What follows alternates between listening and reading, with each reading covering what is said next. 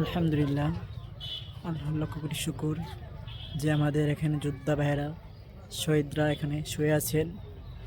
আল্লাহ ওদেরকে জান্নাত উচ্চ মাকাম দান করুক। সবার জন্য দোয়া রইল, আল্লাহ যেন পরকালে ওদেরকে শান্তিময় জীবন দান করে। এটা হলো আমাদের কোল্লাপাথর একটি ঐতিহ্য ভবন, ঐতিহ্য স্থান, নিদর্শন, যেখানে প্রায় মানুষ এসে থাকেন আল্লাহ নিদর্শন দেখার জন্য বা মাগফিরাত উদ্দেশ্যে, কবর জিয়ারতের উদ্দেশ্যে আসেন মুক্তিযোদ্ধাদের দেখার জন্য। আল্লাহ ওদের জন্য আমরা বাংলাদেশ স্বাধীনতা হয়েছে, ওদের কষ্টের মুজাহাদার পরে আমাদের বাংলাদেশ স্বাধীন হয়েছে।